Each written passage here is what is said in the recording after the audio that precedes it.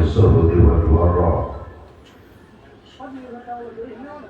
وأرسل رسوله محمدا صلى الله عليه وسلم إلى كافة الخلق بدين الحق والهدى،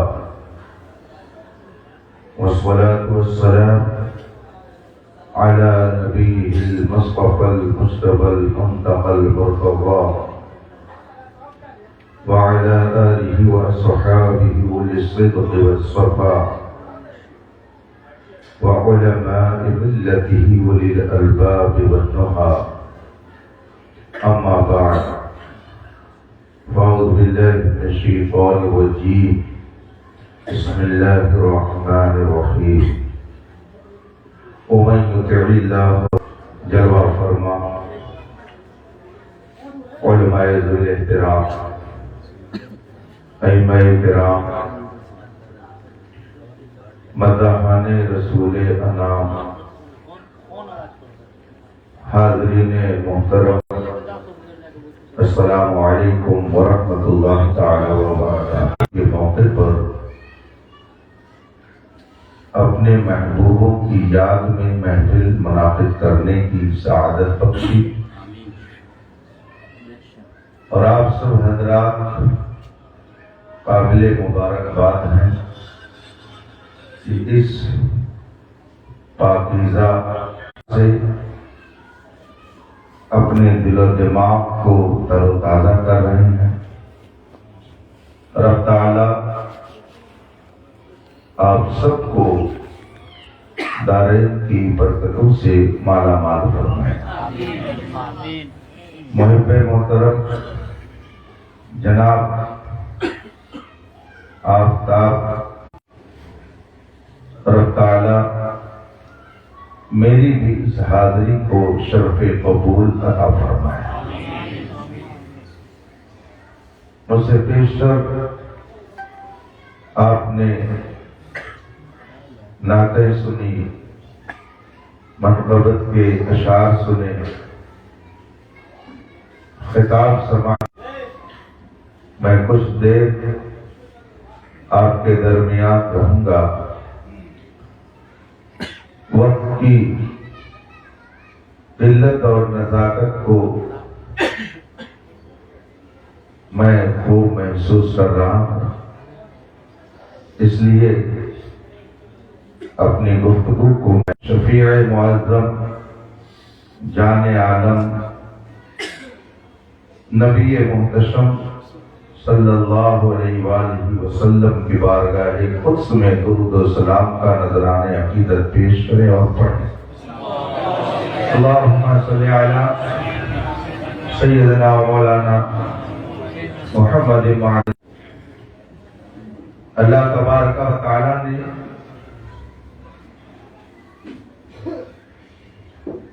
اس کائنات میں جتنی مخلوقات پیدا فرمائی، سب کو ایک درجے پر نہیں رکھا، بھی اللہ تعالیٰ نے الگ الگ رکھے۔ اللہ کی ایک مشہور مخلوق فرشتہ ہے۔ رب کائنات نے انہیں جو خوبی عطا فرمائی، نفس سے پاک، وہ عقل والے ہیں۔ فرشتے ذوی العقول کہلاتے ہیں، ان کے پاس عقل ہے مگر وہ نفس سے پاک ہے۔ عقل بخشی، نفس سے پاک، جو ہر فرد کے ساتھ متعین فرمائے گئے ہیں، ان کی کتابت اتنی زبردست ہے کہ دنیا کا بڑا سے بڑا کمپیوٹر، بڑا سے بڑا منشی کلرک غلطی کرتا ہے، مگر ان کو اپنے حساب میں کبھی سفیدہ لگانے کی بڑی دیانتداری کے ساتھ نوٹ کرتے ہیں۔ انہیں جو حکم دیا جاتا ہے ذرہ برابر ان سے خطا نہیں ہوتی۔ اللہ نے انہیں عقل بخشی، نفس نہیں دیا تو ان سے کوئی خطا نہیں۔ اور اسی کائنات میں جانوروں کی ایک دنیا ہے، دونوں کا حکم الگ الگ، دونوں کے کردار الگ الگ۔ ان کو عقل دی، ان سے کوئی خطا نہیں، اس لیے کہ ان کے پاس نفس نہیں۔ جانوروں کے پاس نفس ہے، ان کو عقل نہیں بخشی تو ان کے لیے خدا کی طرف سے کوئی قانون نہیں۔ آفتاب صاحب کے دروازے پر رکھے ہوئے گیہوں کو بغیر اجازت کھا لیا، اس بیل کے لیے کیا حکم ہے؟ تو مفتی صاحب نے یہ فتویٰ دیا ہو کہ اس پر توبہ لازم ہے، معافی مانگنا ضروری ہے۔ کم از کم مجھے ایسا فتویٰ نہیں معلوم۔ ادھر نہ قانون عقل والوں کے لیے، کیا بات ہے، دستور عقل والوں کے لیے ہوتے ہیں۔ ابھی میں آ رہا تھا، راستے میں ایک دیوار پر لکھا ہوا تھا یہاں پوسٹر لگانا منع ہے۔ اگر فرض کیجئے ایک آدمی وہاں پر اگر اسی جگہ پر کوئی گدھا یا کتا ٹانگ اٹھا کر اسی دیوار پر پیشاب کرے، بتائیے مکان مالک اس کو کیسے سمجھائے گا؟ اس کو کیسے اپنی گرفت میں لے گا؟ وہ انسانوں میں نہیں مانا جاتا ہے، وہ جانوروں میں مانا جاتا ہے۔ غور فرمائیے، اللہ تبارک و تعالی نے فرشتوں کو عقل بخشی، نفس نہیں دیا تو ان سے کوئی خطا نہیں۔ ادھر نفس ہے مگر عقل نہیں، دونوں میں ٹکراؤ ہوگا۔ آپ آئے دن نفس اور عقل کا ٹکراؤ دیکھتے رہتے ہوں گے۔ عقل کہتی ہے جس نے پیدا کیا ہے اس کی فرما برداری کی جائے۔ عقل یہ کہتی ہے جس نے احسان کیا ہے اس کا احسان مانا جائے۔ عقل یہ کہتی کی سمجھ میں آسانی سے یہ بات آ گئی کہ آخر 8 بجے سورج نکلنے کے بعد اس نے فجر پڑھنے کے لیے کیوں نہیں کہا؟ سورج نکلنے سے پہلے پہلے کیوں اپنی بندگی کا حکم دیا؟ جب عقل نے غور کیا تو حکمت کا ایک دروازہ کھلا کہ اے میرے کلمہ پڑھ، یہ گم گشتہ راہ ہے، یہ ضال اور مضل ہے، یہ خالق کی عبادت کرنے کے بجائے اس مخلوق کی اور میری کبریائی کا اعلان کر تاکہ پتہ چلے، یہ پتہ چلے کہ وہ بات ہے کہ جس نے اتنا بڑا احسان کیا اس کے سامنے تم اپنی پیشانی کو جھکا کر کے بندگی کا اظہار کرو۔ عقل یہ کہتی ہے کہ جس نے تجھے ساری نعمتیں بخشی ہیں اس کا حکم مانو اور اس کے نافرمان بندوں کی طرح تم مت ہو جاؤ، اپنے رب کی وفاداری کا اعلان کرو اور سورج نکلنے سے پہلے اس خالق کی عبادت کرو تاکہ پتہ چل جائے کہ وفادار کون ہے اور غدار کون ہے۔ عقل یہ کہتی ہے مگر نفس کہتا ہے ابھی سوئے رہو، تھوڑی دیر اور سو جاؤ، ابھی تو 25 منٹ باقی ہے، سورج نکلنے میں تو ابھی 15 منٹ باقی ہے، 2 ہی رکعت تو پڑھنی ہے، جلدی سے وضو کر کے ابھی نماز پڑھ لی جائے گی۔ اتنے میں ایک اور نفس کا وفادار پہنچتا ہے اور کہتا ہے تھوڑا اور سویا، تھوڑا اور سو، تھوڑا اور سو، اور جب اسے سلا دیتا ہے اور سورج نکل آتا ہے تو اس کے منہ میں اور کان میں پیشاب کر کے وہ روانہ ہو جاتا ہے۔ عقل کچھ اور کہہ رہی تھی اور نفس کچھ اور کہتا ہے۔ انسان کو اللہ نے عقل بھی بخشی ہے، نفس بھی بخشا ہے۔ عقل کے ساتھ تو فرما برداری کا تقاضا کرتی ہے اور نفس نافرمانی کی طرف برانگیختہ کرتی ہے، دونوں میں ٹکراؤ ہوتا ہے۔ اگر عقل غالب آ جائے، نفس مغلوب ہو جائے، عقل جیت جائے، نفس ہار جائے تو یہ انسان فرشتوں کے لیے بھی قابل فخر ہو جاتا ہے.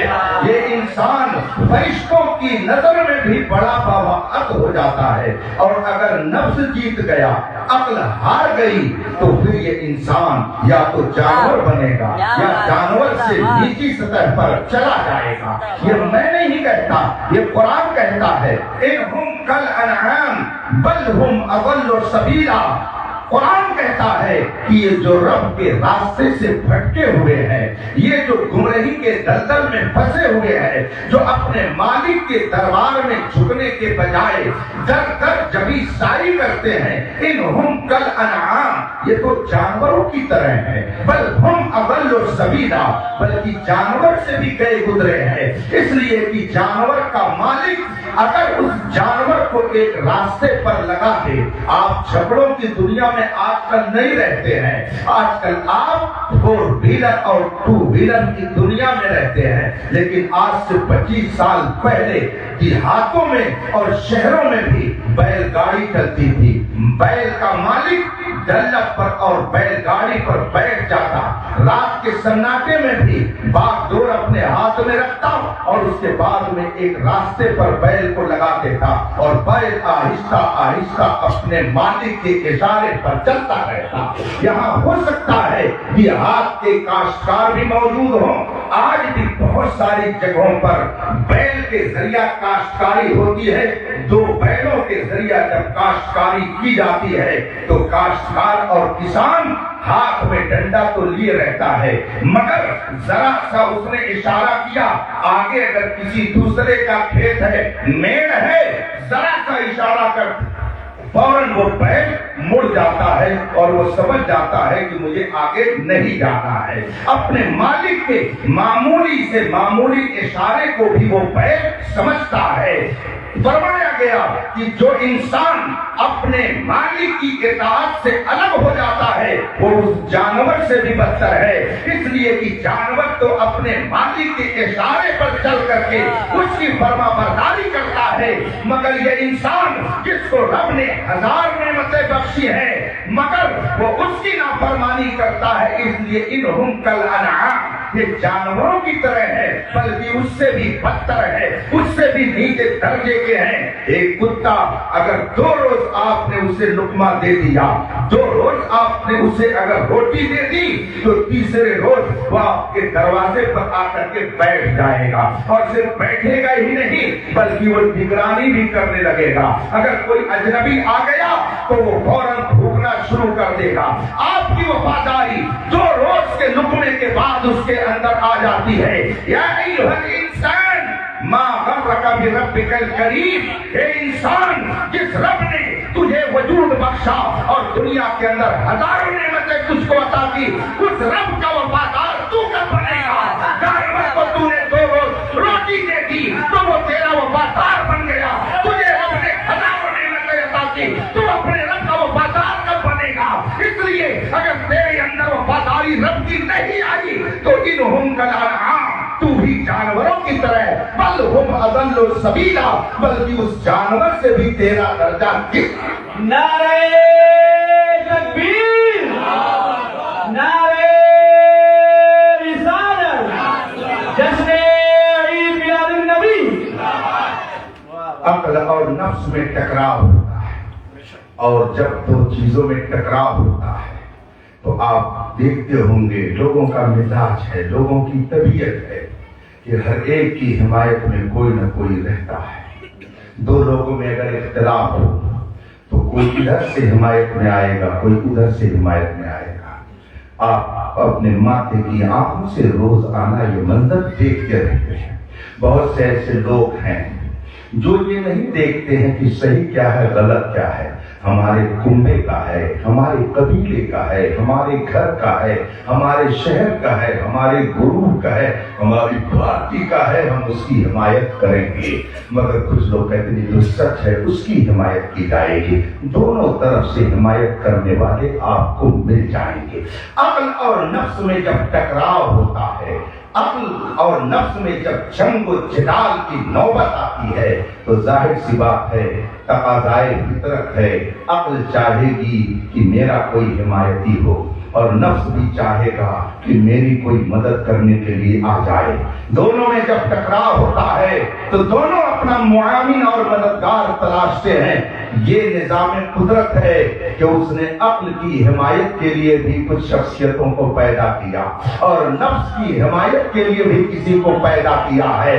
نفس کی حمایت کرنے کے لیے جو اس دنیا میں بڑی مخلوق مانی جاتی ہے اس کو ابلیس کہتے ہیں، جو ہمیشہ نفس کی حمایت میں رہتا ہے. مگر عقل کی حمایت کے لیے اللہ رب العزت نے جو سب سے پاکیزہ جماعت پیدا فرمائی اسے جماعت انبیاء کہا جاتا ہے، اسے جماعت رسولان اعظام کہا جاتا ہے. اور پھر نبیوں کا سلسلہ جب میرے مصطفیٰ جان رحمت پر ختم ہو گیا تو اس انسان کی عقل کو اللہ نے بے سہارا نہیں چھوڑا، بلکہ انسانی عقل کی حمایت کے لیے ایسے پاکیزہ نفوس کو پیدا کیا جنہیں جماعت صحابہ کہا جاتا ہے، جماعت اہل بیت کہا جاتا ہے. اور جب ان کا سلسلہ ختم ہوا تو رب قدیر نے عقل انسانی کی حمایت کے لیے ائمہ مجتہدین کو پیدا کیا. اور پھر جب وہ سلسلہ ختم ہوا تو رب قدیر نے عقل انسانی کی حمایت کے لیے اولیاء کرام کی مقدس جماعت کو پیدا کیا. اس گروہ اولیاء میں جس کو اعلیٰ انسان بنا کر کے بھیجا اس ذات کا نام سیدنا شخصیت کا نام غوث اعظم ہے. یاد رکھیے جو جتنی بلندی پر ہوتا ہے اس کو اتنی ہی دور تک کی چیزیں نظر آتی ہیں. میں اس وقت آپ لوگوں کی محبت کے سہارے جس کرسی پر بیٹھا ہوں آپ لوگ جہاں بیٹھے ہیں اس سے نیچے ہیں، تو اب یہاں سے پیچھے تک کے لوگ آپ کو نظر نہیں آتے ہیں لیکن مجھے تو پیچھے تک کے لوگ نظر آتے ہیں. اب اگر کوئی اور اوپر بیٹھ جائے تو اسے اور بھی اوپر کی چیزیں نظر آئیں گی. یہ وہ چیز نہیں ہے جس کو سمجھایا جائے تفصیل کے ساتھ. آدمی جتنی اونچائی پہ جاتا ہے نیچے کی چیزیں اتنی ہی زیادہ اس کو نظر آتی ہیں. جس طریقے سے اوپر جائے گا نیچے کی چیزوں کو اپنے آنکھوں کے دائرے میں اسی طریقے سے وہ لاتا چلا جائے گا. اگر آپ پورے شہر کو دیکھنا چاہتے ہو تو آپ ہیلی کاپٹر سے اوپر اڑ جائیے، پورا شہر آپ کو نظر آئے گا.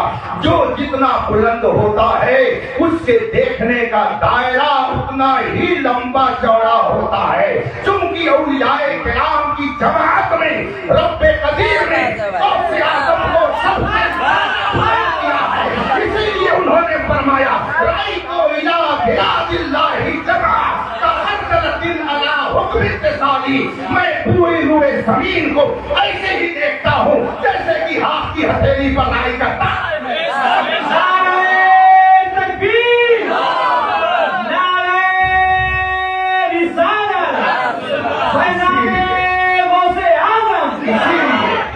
نائب غوث اعظم مجدد دین و ملت دریائے کنز کرامت عاشق غوث اعظم سیدنا امام احمد رضا نے فرمایا سر بھلا کیا کوئی جانے یہ ہے کیسا تیرا اولیاء ملتے ہیں آنکھیں وہ ہے. میں 5-6 سال قبل نیند تو نہیں آ رہی آپ کو؟ ابھی نیند تو نہیں آ رہی؟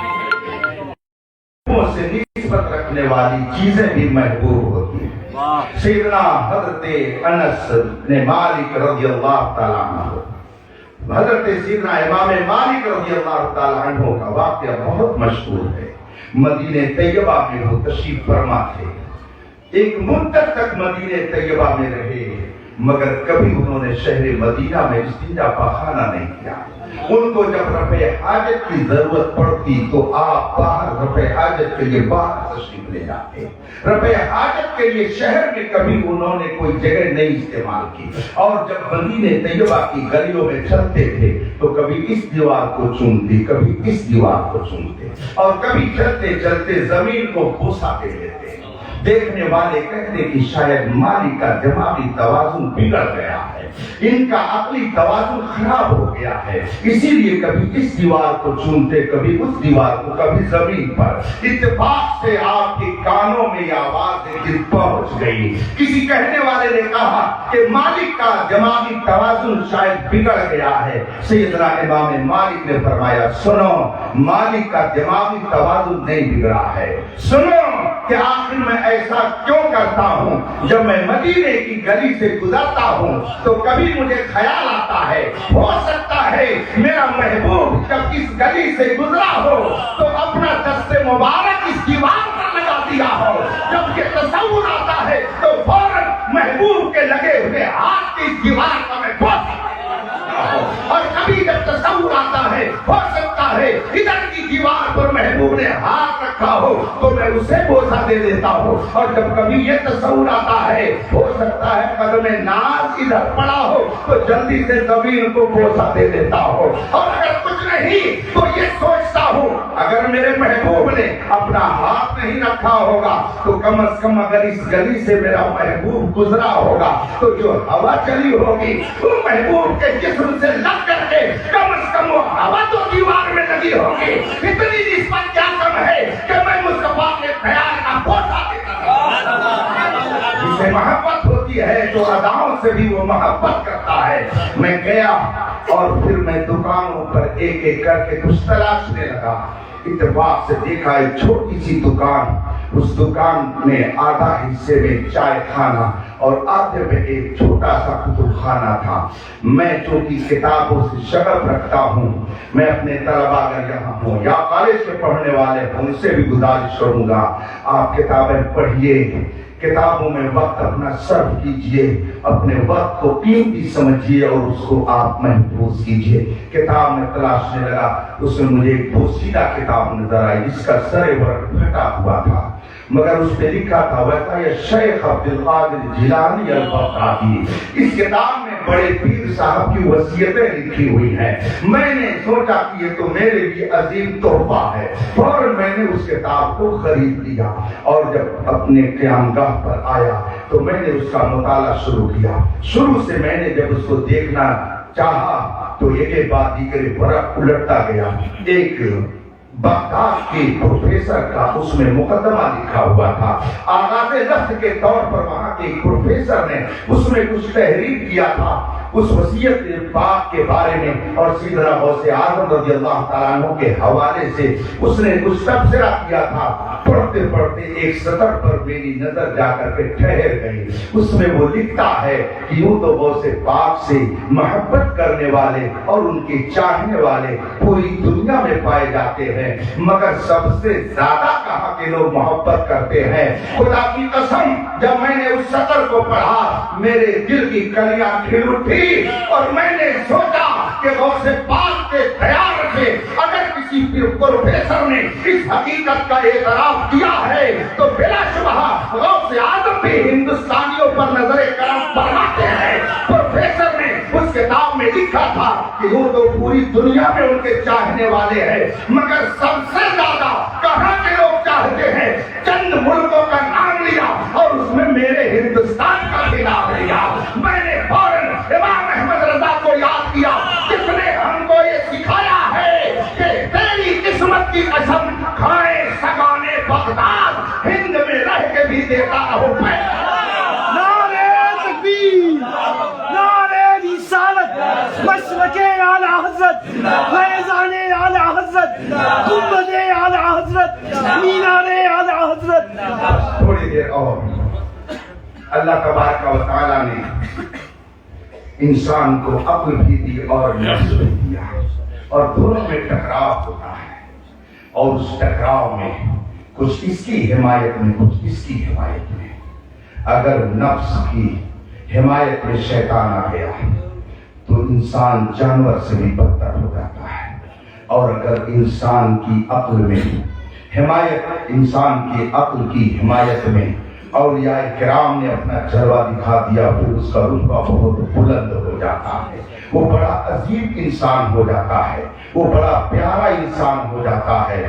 اور دونوں کو اگر آپ دیکھنا چاہتے ہیں تو ہندوستان میں دیکھ سکتے ہیں، جبہ و دستار میں دونوں طرف ہم کو کچھ چیزیں نظر آتی ہیں، مگر ایک طرف ہم دیکھتے ہیں کہ شیطان نے حمایت کی تو وہ عقل انسانی کو کھو بیٹھے اور جانوروں کی طرح وہ ہو گئے، بلکہ ان سے بھی بدتر ہو گئے۔ اور ایک طرف ہم دیکھتے ہیں کہ جب عقل انسانی کی حمایت کرنے والوں نے حمایت کی تو وہ بڑا پاکیزہ انسان بن کر کے دنیا میں ابھرا۔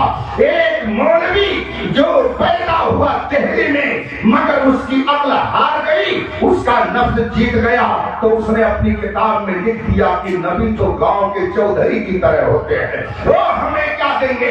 مگر ایک شخصیت ایسی ہوئی کہ عقل انسانی اس کو اللہ نے بخشی اور غوث اعظم کی مدد اس کے ساتھ لگا دی، تو اس نے اعلان کیا، ارے بے وقوف، تو کہتا ہے کہ وہ گاؤں کے چودھری کی طرح ہے، سن اللہ کی سرتابہ قدم شان ہے یہ، انسان ہی انسان، وہ انسان ہے یہ۔ قرآن تو ایمان بتاتا ہے انہیں، ایمان یہ کہتا ہے میری جان۔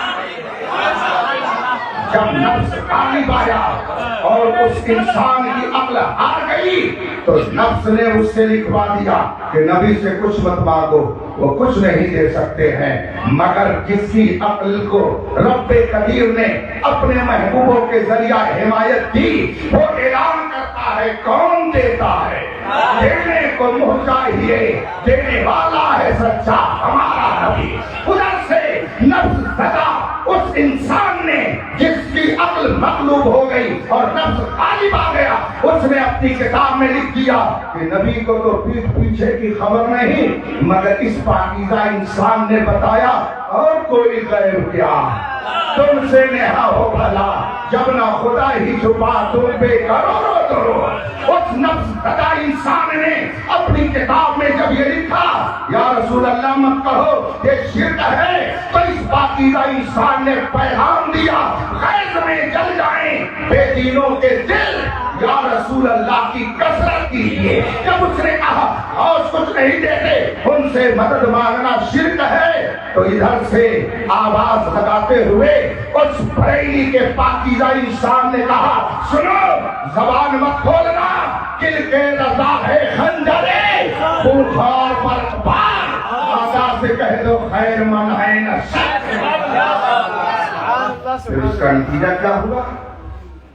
ہمارے سامنے نتیجہ ہے، نفس مغلوب ہو گیا تو عقیدہ بھی گڑبڑ، عقیدے میں کوڑ پن، اور جب عقل غالب ہوئی اور عقل کی مدد اولیاء کے ذریعہ ہوئی تو اپنے وقت کا مجدد بن گئے، نائب غوث اعظم بن گئے، پوری دنیا کے لیے وہ محو لوگوں کو حیرت میں ڈالنے والی شخصیت بن گیا۔ لوگ حیران ہیں کہ ایک احمد رضا نے 1000 کتاب لکھ کر امت مسلمہ پر جو احسان فرمایا، ہم تو پوری زندگی کھپا دیں مگر اس کی آدھی بھی ہم مقدار پوری نہیں کر سکتے ہیں۔ اس نے اپنی مختصر سی زندگی میں اتنا عجیب کارنامہ انجام دے دیا۔ جواب ملے گا کہ یہ اپنی طرف سے کچھ نہیں ہے، کیا نبے جس پہ نمایت کا ہو پنجا تیرا، پھر جو خطرے میں لاتا نہیں کتا تیرا۔ یہ اتنا کمال نہیں ہے، یہ مدینے والے آقا کا کمال ہے، یہ اپنا کمال نہیں ہے، یہ غوث اعظم کا کمال ہے، جسے چاہا اپنا بنا لیا۔ سبحان اللہ۔ اب تاریخ اٹھا کر کے پڑھے آخری بات، اعلیٰ حضرت رضی اللہ تعالیٰ عنہ کے زمانے میں ایک صاحب نے فتویٰ دیا کہ گائے کی قربانی حرام ہے۔ اعلیٰ حضرت تک یہ فتویٰ پہنچا، اعلیٰ حضرت کو اس سے بہت تکلیف ہوئی۔ مسئلہ یہ تو بتایا جا سکتا ہے کہ اگر قانونی پابندی ہو تو آپ قانون اپنے ہاتھ میں نہ لیں۔ مسئلہ یہ ہے آپ اپنی عزت و آبرو اور جان و مال کی حفاظت کریں، ایسا کوئی قدم نہ اٹھائیں کہ جس کی وجہ سے آپ کا نقصان ہو، مگر مطلقاً کسی حلال چیز کو آپ اپنی طرف سے حرام نہیں کر سکتے. یہی پوائنٹ تھا جس کی وجہ سے اعلیٰ حضرت کو تکلیف ہوئی اور اعلیٰ حضرت نے پھر کتاب تحریر فرمائی. جب وہ کتاب لوگوں تک پہنچی تو مخالفین کو بہت غصہ آیا. مقابلہ تو کر نہیں سکتے تھے اس لیے کہ خدائی مدد جس کے ساتھ ہو، جو نور الہی بن کر کے لوگوں کے دلوں کو جگمگا رہا ہو، بھلا اس کو کون ختم کر سکتا ہے. اس لیے انہوں نے سوچا کہ ہم مقابلہ تو کر نہیں سکتے، لاؤ ایک تدبیر اپنائی جائے تاکہ نہ رہے بانس نہ بجے بانسری. انہوں نے پلان بنایا کہ امام احمد رضا کو شہید کر دیا جائے. چنانچہ دو نوجوانوں کو انہوں نے قتل کے لیے تیار کیا اور وہ بریلی پہنچے. اعلیٰ حضرت کی عادت کریمہ تھی کہ ہر نماز کے لیے اہتمام کے ساتھ مسجد تشریف لے جاتے. عبادت و ریاست میں منفرد زمانہ تھے. سنن و مستحبات کے آداب کی ملحوظیت میں اور اس کا لحاظ رکھنے میں ان کا کوئی جواب نہیں تھا. جب آخری عمر میں مسجد میں خود چل کر کے جانا مشکل ہو گیا تو کرسی پر بیٹھتے اور آپ کے خدام کرسی پر آپ کو بٹھا کر کے مسجد پہنچاتے تھے. اعلیٰ حضرت کی یہ عادت قریبہ تھی. اگر اس حوالے سے گفتگو کی جائے تو دفتر درکار ہے. ان کے زہد و تقویٰ کو دیکھ کر کے کہنا پڑتا ہے کہ اس زمانے میں عابد شب زندہ دار صوفی باصفا بلکہ امام الاسفیاء اگر کسی کو کہا جائے تو وہ بریلی کے امام احمد رضا صاحب تھے. اعلیٰ حضرت نماز کا بڑا اہتمام فرماتے تھے. چنانچہ حسب معمول اپنے گھر سے نماز پڑھنے کے لیے مسجد کی طرف چلے اور دو نوجوان پیچھے سے آگے بڑھے. تھوڑا آگے بڑھے، قریب ہونا چاہا مگر دونوں چیخ مار کر زمین پر گر گئے. اعلیٰ حضرت نے آواز سنی تو پیچھے مڑ کر کے دیکھا مگر نماز کا وقت ہو رہا تھا. آپ مسجد چلے گئے اور جب نماز پڑھ کر کے واپس آئے دیکھا چند لوگوں کی بھیڑ ہے. اعلیٰ حضرت بھی کھڑے ہو گئے. فرمایا کیا بات ہے؟ ان دونوں نوجوانوں جنہیں جب اعلیٰ حضرت پر نظر ڈالی فوراً ہاتھ جوڑ کر کے انہوں نے کہا مولانا ہمیں معاف کیجئے، ہمیں معاف کیجئے. اعلیٰ حضرت حیرت پہ پڑ گئے کہ انہوں نے تو مجھے کچھ کہا نہیں، انہوں نے تو مجھے کوئی اذیت نہیں پہنچائی، انہوں نے تو مجھے گالی گلوچ سے نہیں نوازا، انہوں نے تو میرے ساتھ کوئی بدسلوکی نہیں کی، یہ مجھ سے کیوں کہہ رہے ہیں کہ مولانا معاف کیجئے؟ اعلیٰ حضرت فرماتے ہیں میں نے تو ایسی بات کوئی تم سے نہیں سنی، نہ تم نے میرے ساتھ کوئی ایسی حرکت کی جس سے مجھے تکلیف پہنچی ہو. آخر تم لوگ مجھ سے معافی کیوں مانگ رہے ہو؟ مگر وہ دونوں نوجوان بار بار یہی کہتے جا رہے ہیں مولانا معاف کیجئے، ہمیں معاف کیجئے. اعلیٰ حضرت نے فرمایا چلو میں نے معاف کیا، بات کیا ہے؟ اب ان نوجوانوں نے بھری محفل میں جو جواب دیا اسے آپ سماعت فرمائے. اور یہ واقعہ کسی عام آدمی نے نہیں لکھا.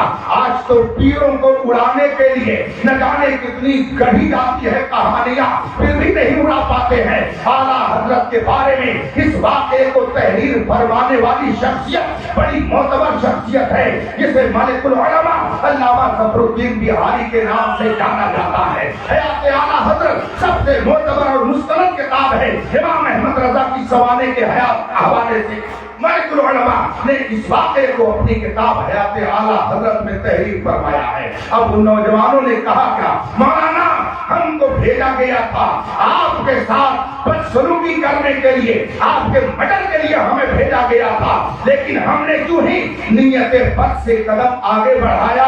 ہم نے کیا دیکھا کہ ایک شیر آپ کی داہنی طرف سے پنجہ پھاڑے ہوئے ہماری طرف حملہ کرنے کے لیے آ رہا ہے، اور ایک شیر ہم نے دیکھا جو بائیں طرف سے ہم پر حملہ کرنے کے لیے آ رہا ہے. ہم نے جو یہ دیکھا ہم بے ہوش ہو کر گر پڑے. آگے کیا ہوا ہمیں کچھ نہیں معلوم. اعلیٰ حضرت نے خدا کا شکر ادا کیا، تشریف لے گئے بیٹھے میں، اور پھر جب علماء بیٹھے آپ نے واقعہ سنانے کے بعد فرمایا سنو اس میں احمد رضا کا کوئی کمال نہیں ہے. یہ داہنی طرف جو مدد آئی یہ سرکار مدینہ کی مدد تھی، اور یہ جو بائیں طرف مدد آئی یہ سرکار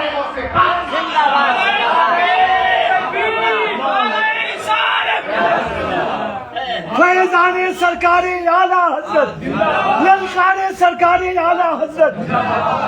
हजरात, आज भी हो जो बराहीम साई माँ पैदा, आग कर सकती है अंदाजे गुलिस्ता पैदा। हमारा और आपका कहा गलत होता है, हो सकने की क्या बात है, होता रहता है, मगर सैयदना गौसे पाक का कहा हुआ गलत नहीं हो सकता। गुफ्ते अल्लाह हुआ, गर्ज अज़हुल्कू में अब्दुल्ला हुआ। इन लोगों का कहना ये इनका कहना नहीं होता है, ये खुदा का कहना होता है। ज़बान बंदे की होती है, कलाम खुदा का होता है। गौसे पाक ने फरमाया, मुरीदी ला तखफ बाशिन फइन्नी हज़ूमुन कातिलुन इंदल क़िताली। ऐ मेरे मुरीद, ऐ मुझसे अकीदत रखने वाले, ऐ मेरी मोहब्बत का जाम पीने वाले, ऐ मेरे याद में महफिल मुनाकिद करने वाले, ऐ मेरे नामी साले सवाब करने वाले, ला तखफ, तो दुश्मन से डरना। अगर कोई तुझ पर हमला करेगा तो मैं तेरे दुश्मन पर आकर के हमला कर दूंगा। गौसे पाक ने आला हजरत की मदद करके दिखा दिया कि जो सच्चा मुरीद होगा वो रहेंगे बगदाद में, मगर मदद के लिए पहुंचेंगे हिंदुस्तान में। ये मत समझिए कि हम दूर हैं तो वो भी दूर हैं। हम दूर हैं बगदाद से, मगर वो हमसे दूर नहीं। आप अपनी तरह उनको मत समझिए, अपनी तरह उनको मत सोचिए। वो बड़े कमबख्त लोग हैं जो नबी को अपनी तरह कहते हैं। माअज़ल्लाह रब्बिल आलमीन। अगर महबूब से महबूब तर कोई महबूबा बीवी हो और शौहरे नामदार उन लोगों में से जो नबी को अपनी तरह समझते हैं, मैं उनके लिए बोल रहा हूं। अगर कहीं दूर से आए और मोहतरमा ने शरबत रूह अफ़ज़ा शानदार तरीके से बनाकर शौहरे नामदार की खिदमत में पेश किया, मोहब्बत से उसने जो ही पेश किया, जनाब शौहर साहब ने कहा लाओ, तो लिया और उसने थूक दिया और कहा लो तुम पी लो बे, मेरी बीवी तुम इसे पी लो। बीवी जो भले महबूबा हो और जनाब महबूब हो, लेकिन मारेगी एक हाथ गिलास नीचे चला जाएगा और कहेगी लगता है किसी राबती के घर से होकर के आए हो, उसकी सोहबत से होकर के आए हो। इसलिए कि थूक करके पानी पिलाना ये किसी सुन्नी का काम नहीं है, किसी अक्ल वाले का काम नहीं है। तुम थूक करके मुझको पिला रहे हो, किस कॉलेज में पढ़े हो, किस मदरसे से पढ़े हो, तुम्हें इतनी तमीज नहीं है कि थूक करके पानी नहीं दिया जाता है। तेरी बीवी जिसे तू बहुत मोहब्बत से देखता है, अगर तू पानी में नहीं रूह अफ़ज़ा में थूक करके दे, तेरी बीवी उसे नहीं पिएगी, बल्कि अगर उसे ज्यादा जलाल आ गया तो तेरे मुंह पर थूक देगी। मगर वो जूठा तेरा जिसमें थूक मिला हुआ है वो पीना गवारा न करेगी।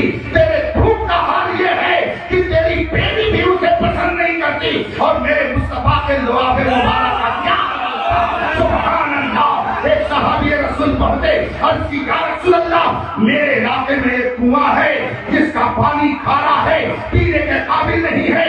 मेरे आका ने ये नहीं फरमाया कि मेरे यहाँ कोई शुगर फैक्ट्री है क्या कि चल करके 4-6 तरफ उसमें मैं शुगर डाल दूं और तेरे कुएं का पानी सब मीठा हो जाए। मेरे आका ने ये नहीं इरशाद फरमाया, इसलिए कि उनकी शान क्या है, नहीं सुनता ही नहीं मांगने वाला तेरा। सरकार दो आलम ने फरमाया चलो मैं चलता हूँ। अब मेरे आका उस कुएं के पास गए और अपना लुआबे मुबारक कुएं में डाल दिया, पूरे कुएं का पानी मीठा हो गया। सुभान अल्लाह। तभी तो आला हजरत ने फरमाया कौन देता है देने को मौत चाहिए, देने वाला है सच्चा हमारा। ईमान उससे बताइएगा ये महफिल किसने दी? महमूद साहब ने, हमने और आपने दी। ये महफिल मुस्तफा की दी हुई। अगर उनके ऊपर ईमान ला करके हम मोमिन न हुए होते तो आज उनके जिक्र की महफिल यहाँ न सजाते। ये महफिल जिसके कलमों से आप अपनी आंखों को मनोवर कर रहे हैं, ये महफिल ईमान से बोलिए तो किसने दी है? ईमान आवाज देगा, कौन देता है? देने को चाहिए, देने वाला है सच्चा हमारा। शादी हुई वलीमा हुआ। ये लफ्ज वलीमा किसने दिया? लाओ जरा, अपनी लोगत लाओ, अपनी डिक्शनरी लाओ, अपना समाज लाओ। नबी के बारे में ये अकीदा रखने वालों के कुछ नहीं देते। ये बता, लफ्ज वलीमा तुझको किसने दिया? ये लफ्ज भी अगर मिला है तो दरबारे मुस्तफा से मिला है। लाओ रब्बिल अर्श, जिसको जो मिला उससे मिला, बनती है कौनैन में नेमत रसूल। और फर्क ये है कि कोई उनकी खाता है तो गुदाता है, और कोई खाता है तो गुनगुनाता है। बस फर्क ये है, हम नबी की खाते हैं तो नबी की गुनगुनाते हैं। हम नबी की खाते हैं तो हम कहते हैं खाते हैं तेरे दर का, पीते हैं तेरे दर का, पानी है तेरा पानी, दाना है। हम जिसकी खाते हैं उसकी गाते हैं, और कुछ लोग जिसकी खाते हैं उसकी गाते नहीं, उसकी गुर्राते हैं। तो ऐसे गुर्राने वालों के बारे में मेरे आला हजरत फरमाते हैं, तेरा खाए तेरे गुलामों से उलझे, बड़े बेहया खाने गुर्राने वाले। वाह, तो गुर्राने वालों में मत बनिएगा, गुनगुनाने वालों में बनिएगा। इस वक्त पूरी दुनिया, बस आखिरी बात 2-3 मिनट, बात बहुत लंबी चली गई। नफ्स और अक्ल के हवाले से अगर बयान करूं तो 2-4 घंटा भी नाकाफी हो जाएगा। अक्ल इंसानी की हिमायत के लिए जब सिलसिला मदद करने वालों का अल्लाह ने चालू फरमाया, तो इस आखिरी दौर में अक्ल इंसानी की हिमायत में जिस जात को पैदा किया उसको इमाम अहमद रजा कहते हैं। कभी उससे अलग मत होइएगा। आप कहेंगे उनकी ये बात हमारी समझ में नहीं आती, आपकी समझ ही कितनी है कि समझ आए? आपकी समझ ही कितनी समझ में आए? आज कुछ लोग कहते हैं स्टेट पर बंद करके, मेरे मुआविया हमारी समझ में नहीं आती। तुम्हारी समझ ही कितनी है कि वो समझ में आए? 1400 साल से यूरोप परेशान है, 1400 साल से दुश्मनाने इस्लाम परेशान है कि आखिर मुस्तफा के वफादार सहाबा कैसे थे कि एक टूटी हुई मस्जिद में जहां पे छत भी नहीं लगी, कच्ची फर्श है, पक्की फर्श भी नहीं है, संगमरमर के लिए वहां तो कोई गुंजाइश ही नहीं थी। ऐसी छोटी सी मस्जिद में बैठ करके कैसरो किसरा को फतह करने का प्लान बना रहे हैं। वो कौन लोग थे? आज 1400 साल हो गए, दुश्मनाने इस्लाम को सहाबा की हैसियत समझ में नहीं आई। आप क्या समझ सकते हैं सहाबा को? उनकी शान ये थी कि 10 तो 10 है, तैयारी में छोड़े हमने पहले सलमान में दौड़ा के को नारे तकबीर, नारे रिसालत। इसलिए आपकी समझ अभी इतनी नहीं है कि आप अहकाम शरअ को सही ढंग से समझ सके। हजरत लोग बैठे हुए, कोई आदमी सीधा करके आया है और हजरत देख रहे हैं उसकी खाने में गया आया है, मस्जिद की तरफ चला गया, नमाज पढ़ गया। हजरत ने बुलाया, बेटे तुमने वजू नहीं किया? डॉक्टर साहब आपने वजू नहीं किया? इंजीनियर साहब आपने वजू नहीं किया? कहा हजरत इस्तिंजा किया, वजू टूट गया। हजरत ने फरमाया हाँ वजू टूट गया। अब वो कहेगा हजरत तो क्या करना है? हजरत फरमाएंगे जाओ हाथ धो लो, कुल्ली करो, यहाँ पे पानी डालो, चेहरा धो लो, सब करो। समझ बात आई? उसने कहा अगर समझ गए। अब हजरत ने सोचा कि जरा डॉक्टर साहब की डॉक्टरी कुछ कर दी जाए। ये बहुत लोगों का ऑपरेशन करते हैं, इंजीनियर साहब बहुत अच्छा नक्शा बनाते हैं। इन्होंने कहा डॉक्टर साहब आप तो एमडी हैं? हाँ हजरत मैं एमडी। डॉक्टर साहब बताएंगे कि आपने इस्तिंजा किया, वजू टूट गया, तो आपने धुला कि नहीं धुला इस्तिंजे के मकाम? हाँ हजरत धुल लिया। अब हजरत ने उनसे पूछा साहब आपके मुंह में इस्तिंजा की तो छींट नहीं गई थी? वो कहेंगे कि नहीं हजरत, शानदार इस्तिंजा खाना बना हुआ है, मुंह में कैसे छींट जाती है? अब हजरत फरमाएंगे डॉक्टर साहब जरा बताइएगा, वजू टूटा है पेशाब करने से, आपने उसे धुल भी लिया, आखिर शरीयत क्यों कह रही है कि मुंह में जाओ पहले धुलो? वहां पेशाब तो गया नहीं है, फिर उसके धुलने का क्यों हुक्म दिया गया? नाक में पानी डालने का हुक्म क्यों दिया गया? वजू तो कहीं से टूटा था, उसको धुल करके हम मस्जिद में आ रहे थे। ये सर पे हाथ फेरने के लिए हुक्म क्यों दिया गया? ये क्यों तक हाथ धुलने का क्यों हुक्म दिया गया? बताओ। बड़े से बड़े डॉक्टर, बड़े से बड़े प्रोफेसर, बड़े से बड़े कालीश्वर को बुलाइए और कहिए कि जरा इसकी हिम्मत बताए, अभी समझ में आ जाएगा कि अकल आपकी कितनी है। एक वजू के फलसफे को नहीं समझ सकते हैं, दीन के दीगर मसाइल को कैसे समझ सकते हैं? इसलिए उलमा ने फरमाया कुन बियदी सहाबत व रसूल कल अअमा फी यदिल बसीर। सहाबा और रसूल पाक के हाथ में अपने आप को ऐसे दे दो जैसे कि एक नाबीना किसी बीना की पीठ पर चलता रहता है और उसका हाथ पकड़ करके बीना जिधर लेकर के जाता है उधर जाता है। इसी तरीके से मैं कहता हूँ, इस जमाने में अगर आप चाहते हैं कि आपके ईमान की हिफाजत रहे, मसलक आला हजरत को मजबूती से पकड़ लीजिए, इंशाअल्लाह आपका ईमान महफूज। मेरे मुर्शिद और मुझ जैसे लाखों के मुर्शिद अरे वाह, फरमाते हैं ना समझ मरता है जिंदगी जीना है सब कुछ वाह, जिंदगी दी गई है इसी के लिए। मसलके आला हजरत पे कायम रहो, जिंदगी दी गई है इसी के लिए। और अगर इधर उधर हुए तो फरमाते हैं सुलह कुल्ली नबी का नहीं सोचियो। वाह, बात लंबी हो जा रही है मेहमद भाई, आगे हो गया है और मुझे मालूम हुआ है कि अभी से बात नहीं बोले हुजूर, बोले आप जी 15 मिनट और बोले। अच्छा, लोग कहते हैं अब हालात ऐसे नहीं है कि रब पर तकरीर की जाए, अब हालात ऐसे नहीं है कि इख्तिलाफ किया जाए। माअज़ल्लाह सुम्मा माअज़ल्लाह। कुरान कहता है हल यस्तविल अअमा वल बसीर। कुरान कहता है क्या नाबीना और बीना दोनों बराबर? ला यस्तविल अअमा वल बसीर। नाबीना और बीना बराबर वला ज़ुलमात वला नूर। तारीकी और नूर बराबर नहीं। मुफस्सिरीन फरमाते हैं आमा से मुराद काफिर, नाबीना से मुराद काफिर और बीना से मुराद मोमिन। कुरान कहता है मोमिन और काफिर बराबर नहीं। वला ज़ुलमात वला नूर। तारीकियां और रोशनी बराबर नहीं। मुफस्सिरीन फरमाते हैं तारीकियों से मुराद कुफ्र, नूर से मुराद ईमान। कुफ्र और ईमान दोनों बराबर नहीं। वला दिल वला हरूर। धूप और छांव दोनों बराबर नहीं। धूप और छांव में बराबरी नहीं। मुफस्सिरीन फरमाते हैं छांव से मुराद हक, धूप से मुराद बातिल। हक और बातिल बराबर नहीं। ईमान और कुफ्र बराबर नहीं। बीना और नाबीना बराबर नहीं।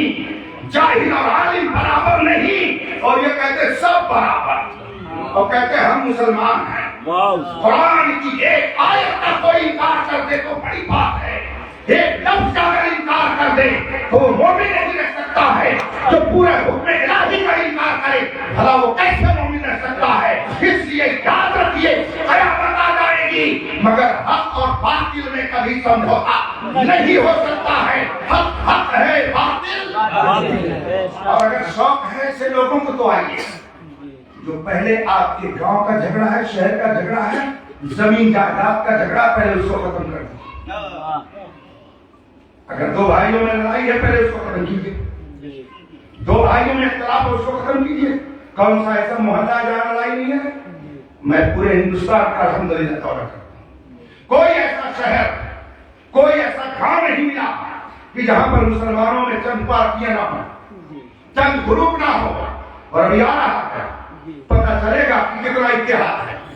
तो जिसमें इत्तेहाद करना चाहिए उसमें ये अलग अलग रहेंगे। और जहां अलग अलग रहने के लिए खुदा और रसूल की तरफ से हुक्म है वहां पे कहेंगे ये नहीं करना चाहिए। सोना जंग जंगल रात अंधेरी सारी बदली काली है सोने वालों जागते रहियो चोरों की रखवाली। बहुत भयंकर तरीके से चोर इस वक्त पहुंच रहे हैं। जी हुजूर वाह। ये जो तुमको बुलाता है वाह ये ठग है, जी हुजूर। ठग है। कभी शादी के बहाने निकाह कर लो, हम कुछ नहीं लेना चाहते और जो कहोगे हम दे देंगे, बेटी भी देंगे बंगला भी देंगे। लेकिन शायद भोला मुसलमान सुन ये नहीं समझता है कि वो बंगले के नाम पर जन्नत का बंगला छीनना चाहता है। जी हुजूर वाह। इसको तो आप भी मानते हैं कि 73 में से 72 जहन्नमी जी हुजूर मानते हैं ना? जी ये हम नहीं कहते, तो हुजूर का फरमान है 73 में से 72 और एक। अच्छा बताइए, निकाह का रिश्ता सिर्फ यहीं तक रहता है कि आगे भी बढ़ता है? आगे बढ़ता है कि नहीं बढ़ता? कभी कभी हम भी निकाह पढ़ाने के लिए जाते हैं तो अगर बेटी वाले महर के सिलसिले में गुफ्तगू करते हैं तो कहते हैं जरा ज्यादा महर बांटना, तो दूसरा कहता काहे को, कहते ताकि लड़का दबाव में रहे। माअज़ल्लाह, तौबा अस्तगफिरुल्लाह, ये पाकीज़ा रिश्ता है और दबाव में डालने के लिए महर ज्यादा बढ़वा रहे। गोया नियत में फुतूर पहले ही दिन से आके नियत साफ कर, ये वो पाकीज़ा रिश्ता है। सुनिए ईमान की बरकत क्या है। हजरत सैयदना उमर फारूक आज़म का दौर खिलाफत था। एक शख्स रसूल पाक के जमाने में ईमान लाया, सहाबियत का दर्जा मिल गया, मगर बदकिस्मती से उसने कुफ्र इख्तियार कर लिया, भाग गया, मुर्तद हो गया। और उसके बाद हजरत सैयदना सिद्दीक़ अकबर का जब दौर आया फिर वो पछताया, मैंने क्या कर दिया, बहुत बड़ा जुर्म हो गया। मैंने पैगंबर इस्लाम का दीदार किया था और फिर मैं इस्लाम से फिर गया। इत्तेफाक से एक जंग में वो गिरफ्तार हो गया। हजरत सैयदना सिद्दीक़ अकबर की बारगाह में कैदी बना करके लाया गया। हजरत सिद्दीक़ अकबर ने उसे पहचान लिया कि यही वो शख्स है जिसको सहाबियत का दर्जा मिल चुका था, मगर यह मुर्तद हो गया, आज गिरफ्तार करके लाया गया है।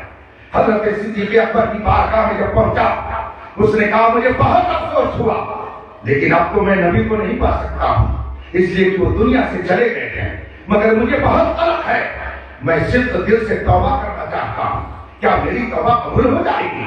हजरत सिद्दीक़ अकबर ने फरमाया इस्लाम का दरवाजा खुला हुआ है, अगर तू दामन इस्लाम में आना चाहता है तो फौरन आ जा।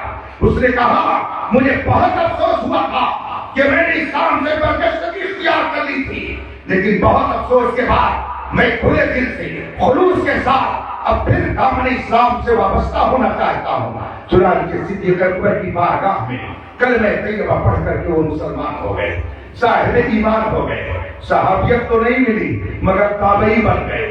हजरत सिद्दीक़ अकबर का दीदार कर लिया, ताबई बन गए, और जब पक्के मोमिन बन गए हजरत सिद्दीक़ अकबर बहुत खुश हो गए। उनके ईमान और उनके इखलास को देख करके सिद्दीक़ अकबर ने फरमाया अब घबराओ नहीं, दामन इस्लाम से वाबस्ता हो गए हो, अब तुम्हें कोई कुछ नहीं कहेगा, बल्कि मैं अपनी सगी बहन से तुम्हारा रिश्ता कर दूंगा और तुम मेरे बाप के दामाद और मेरे बहनोई बन जाओगे, इसलिए कि तुम मुस्तफा के सत्य वो बता। ये है ईमान की बरकत, वाह हुजूर ये है ईमान की बरकत। जो मोमिन है उसका रुतबा बहुत बुलंद है। इखलास पैदा करके आदमी को शादी ब्याह भी करनी चाहिए। ये नहीं सोचना चाहिए कि ये रिश्ता यहीं तक है, यहां से लेकर वहां तक है। ये तो मसला मालूम है ना कि जब जन्नती जन्नत में जाएंगे तो वहां हूरें मिलेंगी, है ना? 70,000 हूरें सुनकर के लोग भड़क उठे, और ये 70,000 हूरें, लेकिन ललचाते क्यों हो भाई? आ जाओ ना, तुम भी उसकी बात कर ले। अल्लाह अकबर अल्लाह। ये तो इस्लाम की बरकत है वाह कि अगर आदमी ने कलमा पढ़ लिया तो एक नहीं चार रखने की ताकत अल्लाह की तरफ से आई। अब अगर किसी के पास एक की भी रखने की ताकत नहीं है तो वो अपने बारे में सोचे, बल्कि शिफा खाना में जाए, दारू शिफा में जाए, हॉस्पिटल में जाए, अपना इलाज कराए। और दुनिया के सारे हॉस्पिटलों में जो आला किस्म का हॉस्पिटल है वो मेरे मुस्तफा का दरबार है, दरबार मुस्तफा है। आकर दरबार मुस्तफा में ठीक हो जाएगा। रब की तरफ से तुम्हें भी एनर्जी अता करनी है। क्या बात है। जहाँ वहां मिलेगा, इस पर भी बहुत परेशान है। ये भागता है, ये सकता है, ये हो रहा है, कहां से आएंगे? अरे भाई तुम भी पढ़ लो, तुमको भी कुछ हिस्सा मिल जाएगा। अभी सूरज पूरब से निकल रहा है, जब पश्चिम से निकलेगा तो तौबा का दरवाजा अभी खुला हुआ। हम भी करेंगे, आप लोग भी करिए कि उलमाए हक के दामन में आओ, बोलो, ओ बरेली की चौखट पे चल करके बोलो, मैं मुजरिम हूँ आका, मुझे साथ ले लो। मगर दुनिया में जो औरत जिस मर्द के निकाह में थी, बताइए जन्नत में उसे मिलेगी कि नहीं मिलेगी? मिलेगी ना, लेकिन कब मिलेगी? कब मिलेगी? अगर शौहर एक में से है और बीवी 72 में से है तो हुजूर ने फरमाया वो जाएगी उधर और शौहर जाएगा। याद रखिए, ईमान और निकाह का रिश्ता बहुत मजबूत है। जब तक ईमान सलामत तब तक निकाह सलामत। ईमान गया तो निकाह गया। इसलिए शादी के बाद बहुत एहतियात से जबान निकालनी चाहिए इस्लाम के बारे में, वरना जब ईमान जाएगा तो निकाह भी चला जाएगा। अब उसके बाद में आप बीवी बना के रखेंगे तो क्या हश्र होगा, मुझे बताने की जरूरत नहीं। जो लोग दुकानों पे बैठकर बड़े दानिश्वर बनते हैं और इस्लाम के खिलाफ बकवास करते हैं, उनको अपना मुहासबा करना चाहिए। अगर बीवी 72 में से हुई तो उधर जाएगी, शौहर एक होगा तो इधर आएगा, तो वहां बहुत तकलीफ होगी। अम्मा अब्बा याद आएंगे और वो शौहर कहेगा, हाय अफसोस, जिसके साथ दुनिया में कुछ दिन रहे, हमेशा जहां साथ रहना था, बाप ने क्यों नहीं इसका ख्याल किया कि अगर दुनिया में साथ थे तो यहाँ भी साथ रहते। कहाँ रिश्ता कर दिया कि वो उधर जा रही है, मैं इधर जा रहा हूँ। मगर उस अफसोस से कुछ नहीं होगा। आज ले उनकी बना, आज मदद मांगो, आज मदद मांगो उनसे, कल न मानेंगे कयामत में अगर मान। इसलिए जो लोग कहते हैं कहाँ जाओ करो, अरे भाई दुनिया तरक्की याफ्ता है, जमहूरियत का दौर है, आप जो चाहे करें।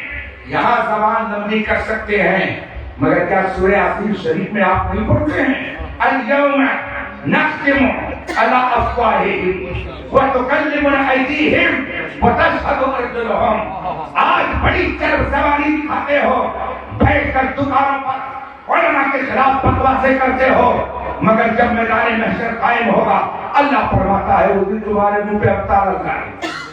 ये बड़ी बड़ी जो जबान निकालते थे बैन, वो तुकल्लिमुना अयदीहिम, अब तुम्हारे हाथ हमसे बात करेंगे, तुम्हारे पैर गवाही देंगे, तो सारी धमा चौकड़ी छूट जाएगी। इसलिए आज ही से अपने ईमान की हिफाजत की फिक्र कीजिए। सबसे अजीम किला ईमान की हिफाजत का है, जिसे हमारे बुजुर्गों ने हमें अता किया है, वो है मसलके आदम। इसे पर कायम रहिए, इंशाअल्लाह यहाँ भी कामयाब रहेंगे। और मैं अपने नौजवानों से कहूंगा, कसरत से दरूद शरीफ पढ़िए, कुरान की तिलावत कीजिए, कहीं भी रहिए, नमाज का वक्त हो जाए, सफर में तो आपके लिए 2 ही रकात है, गाड़ी खड़ी कीजिए, 2 रकात पढ़िए। और आपने अगर कहीं रोड के बगल में 2 रकात नमाज पढ़ ली, हदीस के मुताबिक वो जगह मैदान महशर में आपकी गवाही के लिए आ जाएगा कि मौला इसने यहाँ तेरा सजदा किया है, उस सजदे की लाज रखते, इसके गुनाहों को माफ कर दे। अगर आपने नमाज पढ़ ली कहीं, तो जिस जगह आपने नमाज पढ़ी वो गवाही देगी कि मौला तेरे इस बंदे ने यहाँ सजदा किया, जहाँ नमाज का वक्त मेरे नमाज पढ़ ली। अब इतना सोचिए कि अभी ज्यादा रोज जिंदा रहना है, जरा दुनिया की रंगीनी देख ली जाए। अब तो कुछ नहीं कहा जा सकता, نہ جانے کس گلی میں زندگی کی شام ہو جائے، اس لیے تیاری کیجیے، بلکہ تیار رہیے، اس لیے کہ ہم دنیا میں جینے کے لیے نہیں آئے۔ اعلیٰ حضرت نے بتا دیا اب آئے یہاں تمہارے لیے اور اٹھے بھی وہاں تمہارے لیے۔ واہ خداوند الحمدللہ